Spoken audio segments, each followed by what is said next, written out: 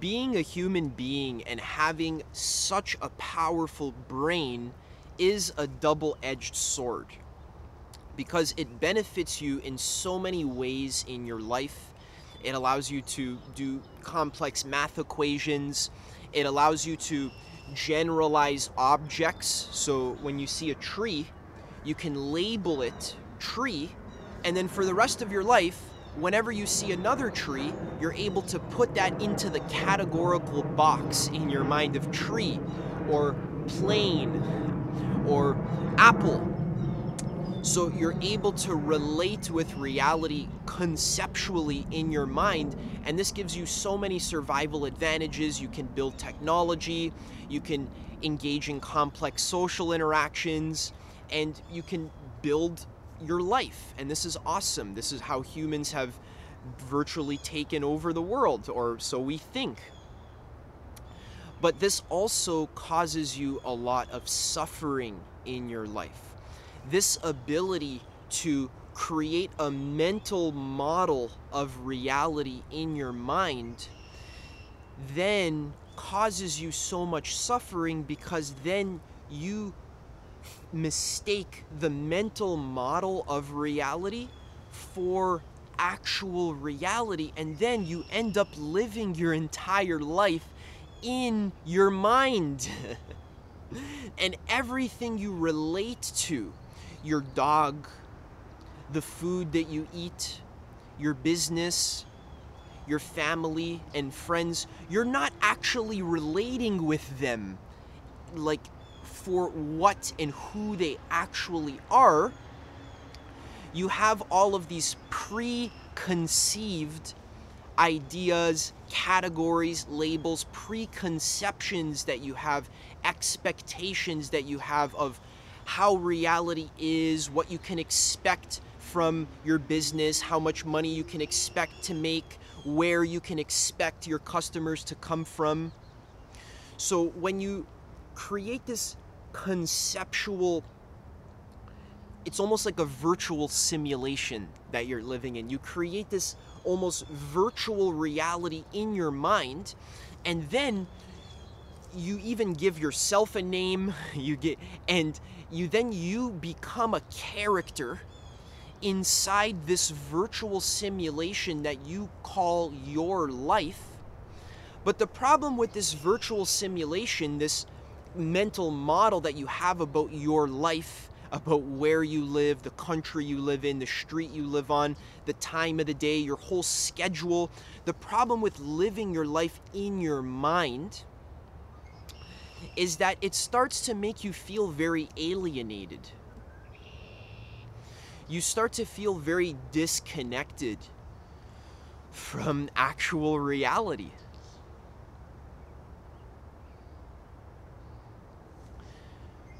You start to feel very disconnected from the raw sensations of nature, for example. When was the last time you went out into nature and you took a look around you without labeling everything, without labeling a tree as a tree, or a rock as a rock, or a snake as a snake? Because, I don't know if you've noticed this, the second your mind labels something, it becomes a lot less interesting to you. Because you feel like you already know what it is. So you're not willing to take a closer look. You're not willing to really pick off a flower and really stare at it as if you've never seen it before. This is a good experiment you can do. If you've never done this before, I know it might sound a little crazy, but try it. Go out to nature and remove your mental labels for objects.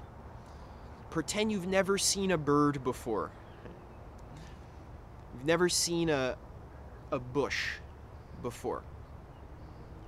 All of a sudden, everything becomes a lot more interesting, and now you start to become a lot more connected with the present moment.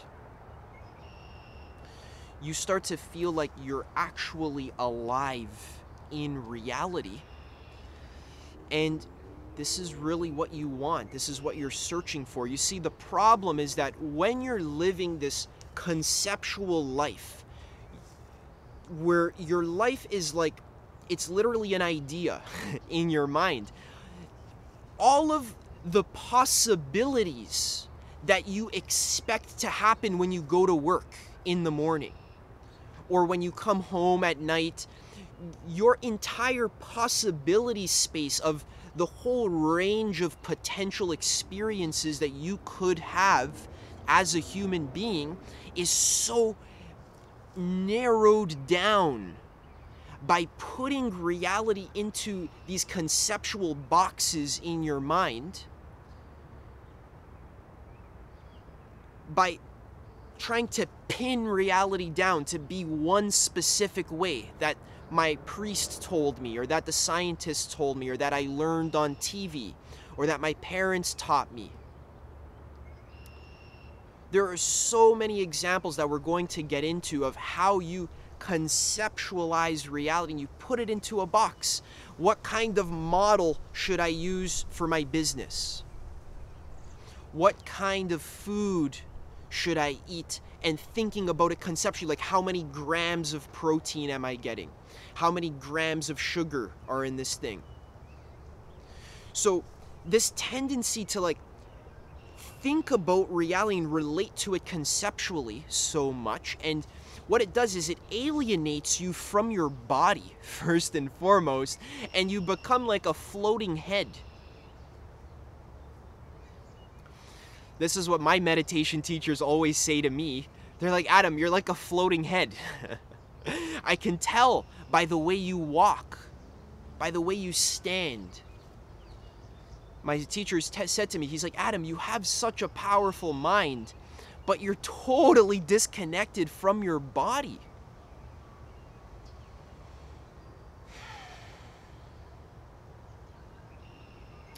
He's like, you kind of avoid your body a lot. And this isn't just me. There's millions of people, you probably as well. You just live in your head. And this causes you so much worrying about where am I going to get my next money? How am I going to find my next girlfriend? Or what did he or she say about me? Is she talking about me behind my back? What does she think about me? Does she think I'm a loser? Or why isn't he texting me?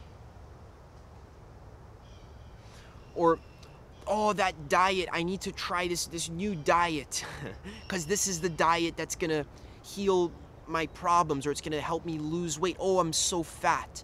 So even when you look in the mirror, all of the expectations that you have for how you should look, all of this is plugged into this sort of cultural matrix. It's like a matrix. And your mind is functioning inside of this matrix. It's like your thoughts and your ideas are limited by what has been taught to you in school, on the news. And you might say, Adam, well, this is like so impractical what you're saying, like, because really what's the alternative? Like, what else am I supposed to do? Of course I'm living in my mind, and I need to use my mind to like interact with people. I gotta get to work and stuff. So isn't this like something that like I can't really avoid? And there is a famous Buddha quote that goes like this. He says, I too use my mind, but I'm not fooled by it. That's really the trick right there. I'm not saying you can't use the beautiful gift of your mind. It's like a double-edged sword. Yes, there's a huge upside to being able to conceptualize reality and make predictions for what's going to happen tomorrow, the next day, the revenue expectation of your business, or expecting whether you're going to get hired for that job interview. Yes, this is very beneficial. But at the same time, it's a double-edged sword, because when you're getting fooled by your concepts, mistaking your concept of what could happen next or what reality is, mistaking your concept for tree to be an actual tree. See, this thing here, whatever we're looking at here, this is not an actual tree. Tree is just a sound. It's a category in your mind. You've literally, your mind is like a filing cabinet, and it just categorizes reality. Like, oh, a tree is a plant, and plants do photosynthesis, and they have roots that grow in the ground. And a plant is not a human. A plant is not a dog. A dog is a different category. It's an animal. An animal needs to eat food to survive. So if you've ever hung out with small children, like 2 years old, 3 years old, or if you have kids yourself, you need to really pay attention to this learning process where we educate the child. I'm not saying don't do this. Obviously, the child needs to learn how to conceptualize. It's very important. But notice really what's happening, where the child is super curious. Mom, what's that? Dad, what's that over there? Oh, that's a building. Oh, building. What's that over there? Oh, that's a homeless person. Oh, homeless person. Why is he there? He doesn't have any money. Oh, yeah, it's really sad. Oh, sad. Right? So the child is like a sponge, especially between the ages 2, 3, 4, 5, 6, 7. Your subconscious mind is like an open gateway. There's been many studies of like developmental psychology, child development. Before the cognitive rational mind comes online, when the child is 8, 9, 10, 11, before that, in the pre-rational stages of development, the child is like a sponge. They just absorb instantly the reality of the parents, the reality of the culture, the movies, the teachers, the schooling. This gets absorbed into the mind, and it's downloaded into the mind like an operating system. And then that operating system goes on to serve as the entire operating system of your entire life. It's what you operate from. So if you're watching this on your phone or if you're on the computer, your device is running on an operating system. It might be Mac, it might be iOS, it might be Windows, it might be Android, it might even be Linux if you're crazy like me.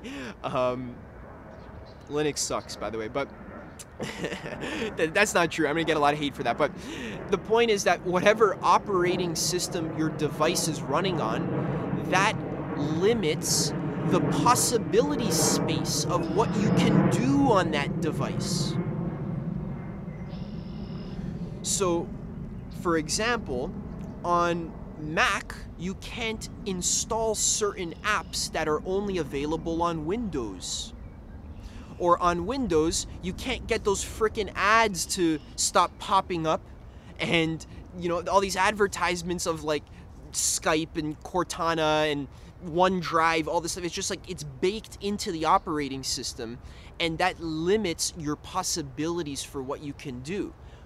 Okay, so this is why I was gonna talk about Linux, and how, like, for Linux, for example, you can kind of do a lot of different things with it. You can transform the entire computer to run an ATM operating system, for example. So you have a lot of different operating systems, but what you don't realize is, what I'm trying to say, is that when this operating system gets installed in your mind, you forget that it's there.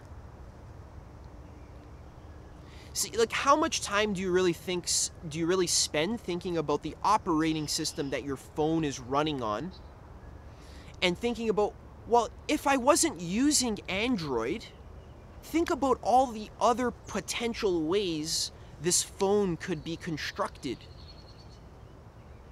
This is why I was so interested in Linux for a couple months, because it like kind of takes the lid off of technology, and it really allows you to do anything you want with it. On Linux, you could make it so that you don't even have windows, like you don't have like apps on your screen. You have to like use the console commands in the keyboard to install apps, to navigate windows, to this is like for like nerds and hackers and these kind of people who are really interested in their computer. So there's so many options, possibilities. Now, here's the problem, okay? When this operating system gets installed into your mind, you forget that reality could have been another way. So on a daily basis, when you're actually living your life, you're thinking to yourself like, oh, how much am I going to get paid this month? And, oh no, is that going to be enough to buy my groceries? And in your mind, you're not open to the wide potential possibility space of all the different ways you could make more money. For example, there's like literally an infinite amount of ways you can make money. You could go to your nearest city. This was a funny example. You could go to your nearest city, sit down, and put up a sign, and start playing the violin. And you might say, well, Adam, I don't know how to play the violin. Well, exactly, that's even better. So if you don't know how to play the violin, perfect. You bring a violin anyways, and start playing the violin, and it's gonna sound terrible. Everyone's gonna hate you. And then your sign, what does your sign say? My monthly goal is $500 to pay my groceries. And in order to make that, I need to make $10 an hour sitting here playing the violin.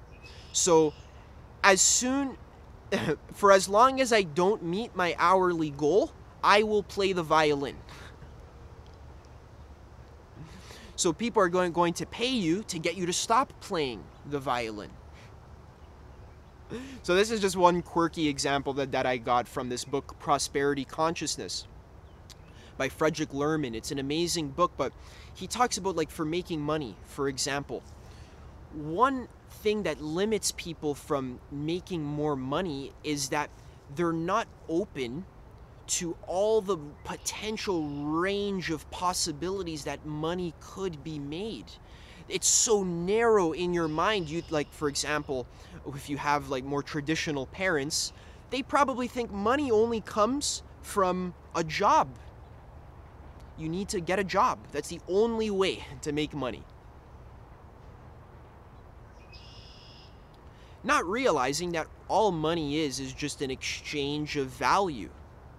There's money chingling in people's pockets all around you. Every time you go outside, there's people, they have money. They're looking for stuff to buy.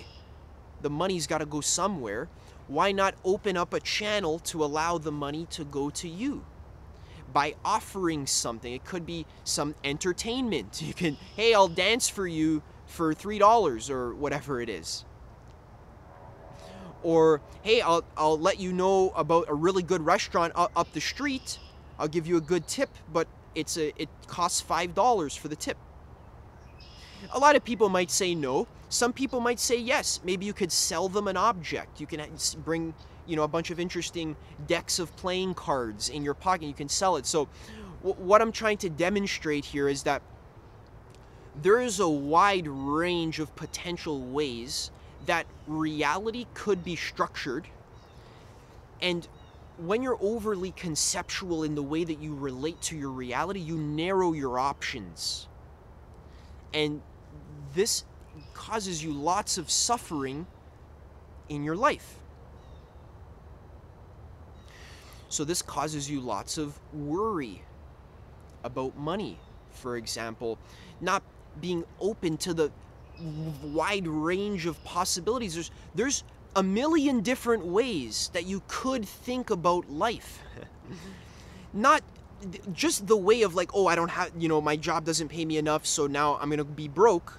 So now I'm worried, so I have to work harder. That's only one possibility to think about life. There's many different possibilities. You could take a different perspective.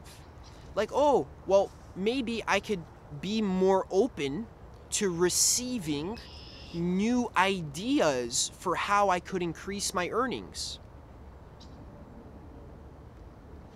And I can trust that reality's taking care of me, that I talked about in a recent video. Everything's going to be okay. I can trust that the universe supports me. I can trust that there's money all around me all the time, and all I have to do is be receptive to receiving it. And usually it's in the form of an exchange, a value exchange. Maybe if I open myself up to being more compassionate and feeling the people around me, instead of being so separate from everyone else. This is another thing about being so conceptual, is you have you, and then you have other people, and then these things are separate things, right? No, actually, the air that someone else breathes out is the air that you breathe in. When someone farts, you smell it, and it comes into you. And it affects you. When someone's in a bad mood, you feel their mood in many cases. If someone takes a shit in the swimming pool, that affects you. So it's not like we're just living in this reality where everyone's just living in their own separate individualistic bubbles, as we're led to believe by our culture. But in reality, we are connected. When you feel more connected to the people around you, you may be more perceptive and able to be receptive and realize what they're struggling with. And you may be able to offer them a solution in exchange for $20 or something like that. So this is the example for money. Now, the reason why we're even talking about this video at all, what a lot of people don't realize about all personal development, about all of self-actualization, which I've devoted the last 8 years to studying, reading hundreds of books, and devoting my whole life to this. What a lot of people don't realize, in general, on the big picture level, a major part of the self-actualization journey, becoming the best version of yourself, raising up the levels of developmental psychology, becoming more psychologically mature, more spiritually developed. What a lot of people don't realize is the path to doing this isn't always a path of construction. It's not always about building and building your business, building your knowledge, building your self-esteem, building your experiences, building your connections, etc. Yes, there is an aspect of building, definitely. But what a lot of people take for granted is the role that deconstructing plays in the personal development journey. Most of the results that you get in self-actualization work, like meditating, reading, exercising, eating healthy, creating art, living your life purpose, becoming more confident, most of the results that you're going to get in this journey actually come from you being willing to question and to take apart gradually your preconceived ideas about what life is and how life works in various different domains. in relationships. When I first began my self-actualization journey, I had all these wrong beliefs about relationships. I thought I had to like be funny and be a clown to try to like impress girls so that they would like me. It wasn't until I was willing to actually read a book like The Way of the Superior Man by David Deida, and he recontextualized my mental construct of how relationships work, and he taught me a new perspective that was completely different. Turns out you don't actually need to like do something to impress the girl, but really you need to be grounded and aware of your true nature. You need to be present in the moment. You need to be grounded within your own infinite consciousness. And that energy, that presence, that unshakable groundedness, and also that willingness to put yourself out there and to actually shoot your shot was something that I thought I shouldn't do. You know, if I tell the girl she's pretty, then she's gonna think I'm needy, or like she's gonna think I'm desperate. So I should just like never show any interest. I should just always be like stoic all the time. Pretend I don't care. I would do this a lot as well. Turns out girls don't like when you pretend that you don't care. If you're actually interested in her and actually attracted to her, you should say it. Hey, I find you very attractive.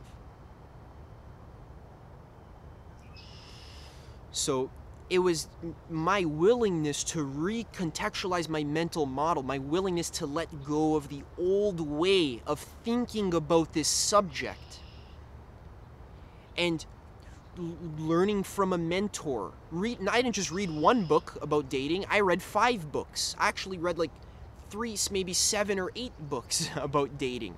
And I was looking at coaches online and listening to their advice. And then I was going out and testing. So my willingness to deconstruct my old belief system actually got me much better results with girls. Then I was going to clubs when I was like 18 years old, and I was attracting very beautiful women who were like 24, 25. I didn't even have a condo. I didn't have nowhere to even take them back to. But I was just so like charismatic and grounded and aware and playful and willing to shoot my shot that tons of girls would be attracted to me. Some of them, we would have even more intimate experiences. Beautiful, kind, amazing women. And I was just like an 18-year-old kid. And I was able to get those results, not because of my natural skill, because I'm saying I don't have natural skill. I sucked. But I was willing to deconstruct my mental matrix, my conception of how this area of life worked, and then I was able to get better results. So the same is true for business as well. The same is true for even basic things like, how do I be happy? How does happiness actually work? So this is where we get to the core of the video. You have all of these misconceptions that it's not really your fault. It's just like you absorbed it as a sponge from your culture, when your parents, when you were so young. For example, one belief that I was taught when I was very young, I wasn't taught this explicitly, it was like a subconscious thing. I was just picking up on my parents' patterns. I thought that in order for me to be happy, I just need to like have fun and do pleasurable things all the time. I need to like watch a lot of movies and eat a lot of junk food and play all the time and just constantly entertain myself. That's what I was taught about how happiness works. And it wasn't explicit, it was more implicit. It was like a subtle thing. But then by the time I was 16 years old, and that's what I was doing, I was just playing video games all day, eating a bunch of junk food, because I thought that pleasurable experiences bring you lasting happiness.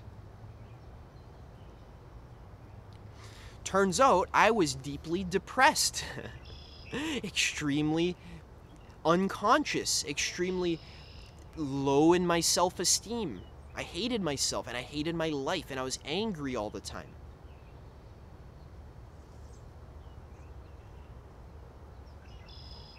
This is because I had the wrong understanding of life. So from this place, I found a mentor online who was talking about personal development and self-actualization. I started reading dozens of books about the subject. I started learning about spirituality and meditation. Turns out, how to actually be happy is to be present and to be grounded in the true nature of your own awareness. And to have an equanimous mind, to not chase and lust after pleasure all the time, and not try to organize my reality to be maximally comfortable so there's no sharp edges anywhere and nothing ever disturbs me, but to be equanimous, even if there's a sharp edge in my life. Like recently I was meditating and there was bugs crawling all over my legs. I was able to sit and be okay with that. There was like 20 flies and red ants, some of them were biting me. I was actually sitting through that because, and it wasn't even painful, it was actually blissful. I liked it. So I had a blissful experience just sitting in nature. And I didn't need to like protect my need to like not have ants crawl on me. And I also didn't need to like chase after a specific pleasurable experience, but I was just sitting and doing my practice. I was doing a specific kind of chanting, but we can do just normal meditation on the breath, the rising and the falling. I just made a guided meditation. You can check that one out. So what I'm trying to get you to understand here in this video, to tie everything up, I want you to understand that reality and life is not what you think it is. Your mental model is like a matrix reality. It is only one possibility, one way to build the Legos of life. Your belief in science, your belief in New Age spirituality, your belief in your particular religion, whether it's Christianity or Islam or Buddhism or whatever it is, that is only one way to build the Legos of this conceptual model of reality. The problem is when you're relating to life in a conceptual way. Pay attention to what you actually do every single day. All day, all you're doing is you're just yapping to yourself in your mind. You're just worrying if this concept, this concept of my girlfriend is going to like give me the concept of sex.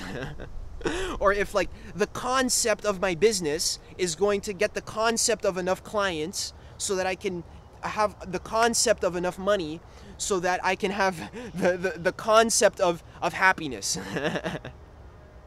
So the whole day, this is what's happening. You're like showing yourself movies in your mind, yapping, planning, scheming, getting angry, frustrated at other people for not giving you the concepts that you want to get. Because you've conceptually assumed that concept will bring you happiness. Pay attention all day. This is what you do all day. All day, even all night as well, even when you're dreaming. What happens when you dream, guys? The matrix reality that of your waking life, it loosens up a little bit. And now you get plopped into a new matrix reality where everything seems to make perfect sense. Like recently I was dreaming I was in a medieval castle and I was storming the gates with all my men.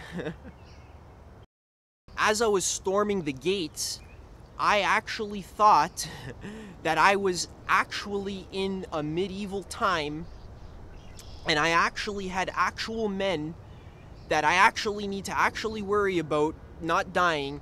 So on a very fundamental, basic level, you need to understand the nature of reality, existence, what it is a dream.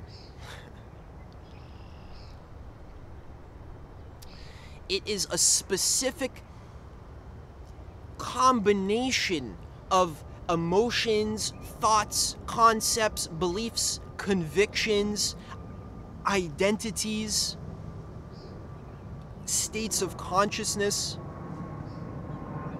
storytelling. All of reality is storytelling. All of these different experiences that you have. See, you can understand this is true for yourself. This is why it's so important to travel to different countries, to read different books, ones you wouldn't normally read, to listen to different teachers. Because you can actually see your mind change. Like when I went to go in Italy, for example, I started speaking Italian a lot, and I noticed that the whole way that I saw life started changing. All of the boundaries that was like entrenched in my mind. We see, as human beings, we get entrenched in our habits, and not just our, like, you know, alcohol habits, that's one of them, but I'm talking about our habits of viewing, the way we see, the way we think, the way we make sense of things, our expectations, what we expect to happen. That's so habitual. These habits, they get stuck, they get set in stone, and they become entrenched. And then you don't realize that real life is not your idea of real life. Real life is an infinite range of possibilities. It could be literally anything. Literally anything. I'm not saying this like conceptually. I'm saying like you could meet a demon. You could talk to an angel. You could probably you could levitate. You could walk on water. You could pass through a wall. You could teleport. And you might say, no, Adam, no, I can't do that. That's impossible. No, but see, no, you're proving my point. You're proving my... So no, Adam, no. This is too far. You've gone too far. Yeah, you're right. I've gone too far outside of your conceptual boundary. But let's say, for example, you're dreaming, for example. What if you're dreaming and teleportation was totally normal in that dream, that particular dream? Teleportation is like just a normal thing. Yeah, I'll teleport here, teleport there, or, you know, teleport into my girlfriend's house, you know, teleport away, you know, you teleport wherever I want. See, in this context, teleportation is so normal that it's like not even a question anymore. It's like you become used to it. And it's like not a big deal. Yeah, teleportation, yeah, whatever. But then you have a different dream. The dream changes. Now you're in a different reality where you're in a medieval time. And now teleportation doesn't exist. Now, teleportation? That's not possible. How could I possibly teleport? You might say, Adam, if reality has all this, like, you know, diverse possibility space, then, you know, why isn't there any, like, scientific evidence of teleportation? Well, that's an interesting subject, and I've talked about it for 2 hours in my other video, Understanding Paranormal Phenomena and Psychic Powers, where I give 2 hours of just examples of all kinds of different quirky, weird, off-the-wall, like, kind of odd things that could potentially happen in reality, because this is reality. There's a lot of different ways to see the world. If you go to talk to an Amazonian tribe who's never even seen a white person before, well, I'm white, but, you know, if maybe you have a different skin color, but they've never seen a modern person before, their worldview is completely different from your worldview, and you can't just say, well, my worldview is obviously the right worldview and their worldview is obviously the wrong worldview. You can't do that, because then they can say the same about you. They can do the same thing. They can say, well, actually, our Amazonian worldview about the volcano spirits and the spirits that live in the trees, the tiny beings that live in the caves, and doing offerings and praying for them and doing sacrifices and all this, that's the real worldview. I know for sure, because that's how I was born, and that's when I was 2 to 7, that was the sponge that I absorbed. That's what I sponged in. So there's no question that my dream is the right dream. And then you're gonna say, no, your dream is the right dream. So this, you don't understand, like, even if you take a psychedelic or something, you can realize so quickly how limited the confines of your mental boundaries are. A lot of the things you worry about, like paying your bills,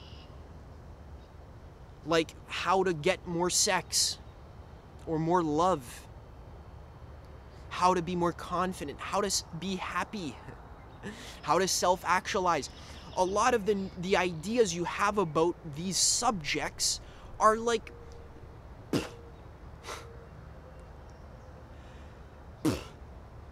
there's nothing there. It's just one angle to look at, but reality's like this diamond with infinite sides, infinite angles to look at the subject from. And what is the subject we're looking at?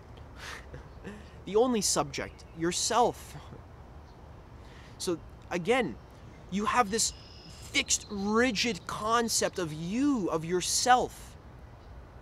Who am I? What am I good at? Oh, I really like spinach. Oh, no, I don't like celery juice. Oh, I love eating pizza. Pizza's my favorite. I could never quit eating pizza because I'm a pizza eater. Or I'm a vegan. I'm a CEO at this company. I'm an internet marketer. I'm an entrepreneur. I'm an attractive person.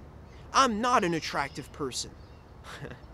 So what self-actualization, real, genuine, deep, transformative self-actualization, not this like surface level shit where we're just like reorganizing our life, just changing the pieces on the chessboard, just putting them in a different position.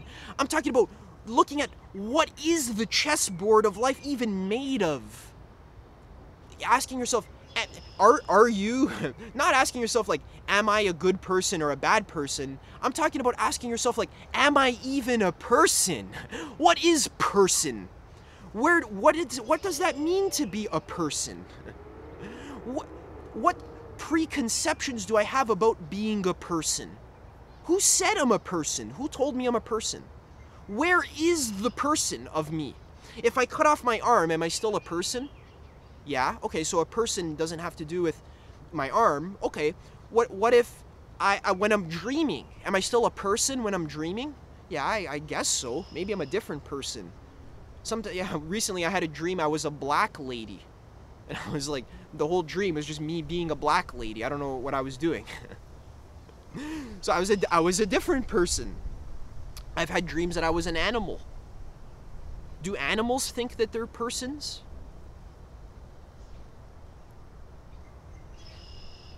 So what we're discussing here is the importance of undertaking the process of existential investigation. And you can't take this for granted. This isn't like a luxury or fluffy or airy-fairy or not useful. This is the ground of all personal development, the ground.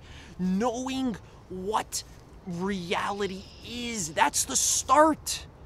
That's the beginning.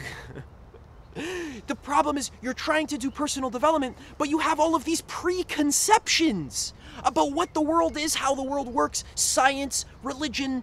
So it's like you're trying to build a skyscraper on top of this like poorly built foundation, this house that was just like slapped together with like bubble gum and spit, and you just like randomly believed everything your culture told you. Most of it's usually wrong in most cases. in all cases actually, culture is just always wrong. That's culture's job, is to be a little bit right. It helps you survive, but the point of culture is not to like give you existential truth about the fact that you are infinite awareness, dreaming infinite potential realities, and then getting stuck in specific entrenched habits that cause you tons of suffering and chasing and avoidance and anger and pain and fear and all of this. Addiction, guilt, shame, embarrassment, all this, it's just, it's these entrenched habit, the most deeply entrenched habit is the belief about who you really are, your name, your age, your story, believing you're a person.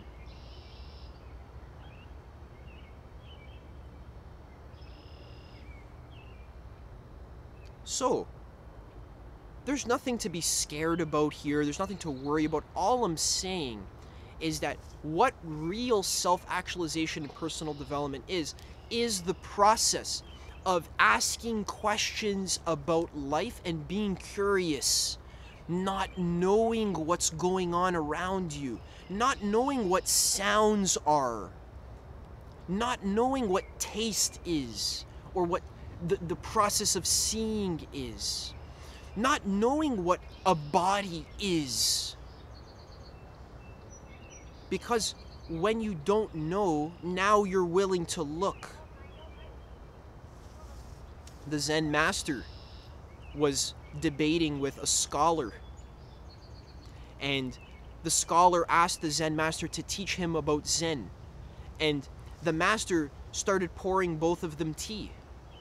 And the Zen master, as he was pouring the scholar's tea, after it was full, he just kept pouring. And the scholar said, "Stop! It's full! No more can go in." And the Zen master said, "Yes, exactly. When your cup is full, nothing more can go in. You need to empty your cup." The entire process of being an actualized human being, literally the whole process, if you can sum it up into one word, it's humility. Humility means realizing the truth of selflessness.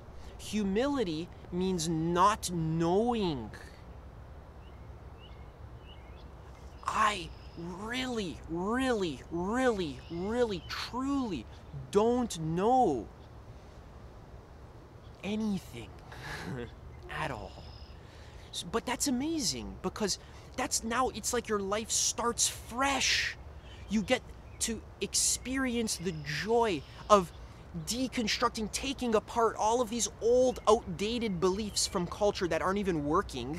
Most of them are based in nothing. They're not even true. And you could just start fresh. Start looking at objects and like, oh, what is an object? Who am I? What is the self? What is life? You can look at life from like a child's eyes. So when you're able to be humble, you're able to be closer to your source.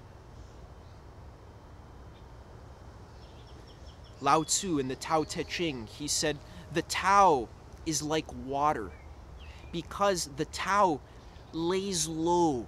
It stays close to the source. The rivers don't try to make themselves higher than the mountains. The rivers, they lay low. They fill in all the crevices. And since the rivers lay low, they stay close to the source. The source of life is water. Without water, there's no life. So the source of life in the same sense is humility, selflessness.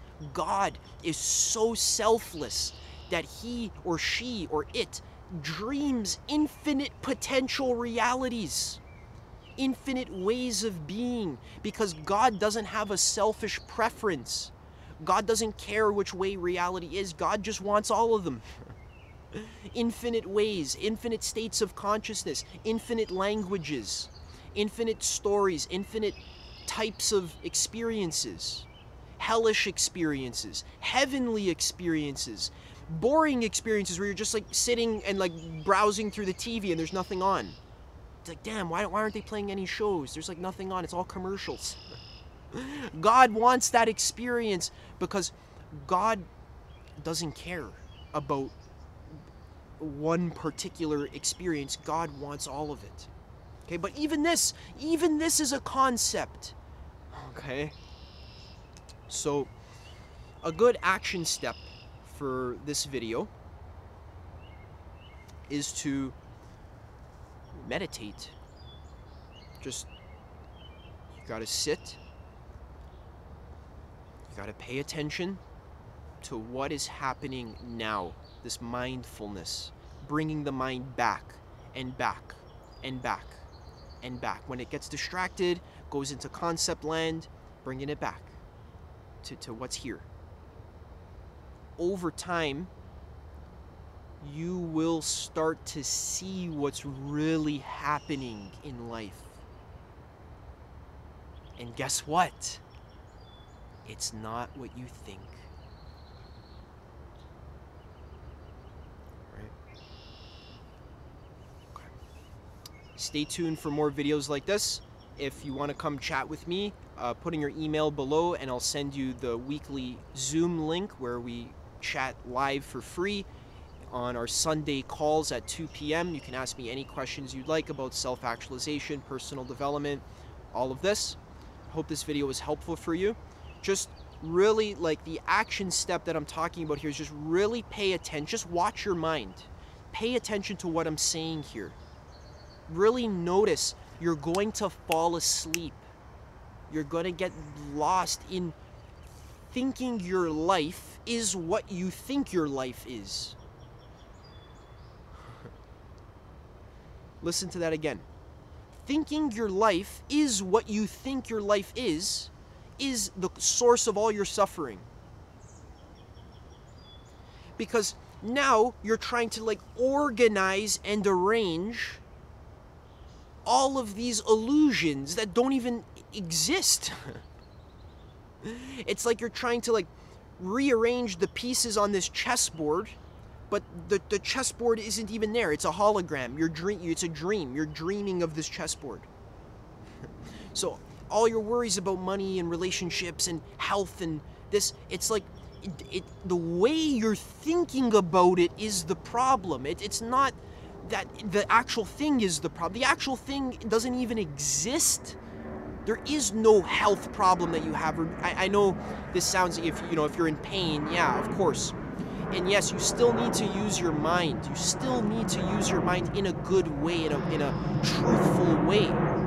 But understanding the difference between relative and absolute truths. The absolute truth that everything is a dream, that's absolute. But then everything's a projection of your mind. That never changes. That's always true. Everything is always a projection of your mind. Then within that landscape of knowing that as absolutely true, then there's relative truths. Like which foods are healthier? Is the steak or the celery juice? Or which business practice works better? High ticket sales or low ticket sales? Or which relationship dating strategy works better? So within the relative realm, of course, there's all these distinctions. You still need to learn and study and read hundreds of perspectives. That's another action step. To expand your mind, you have to read different perspectives, all right? So we'll talk about that more in other videos, and check out this video here, and I'll see you in the next one.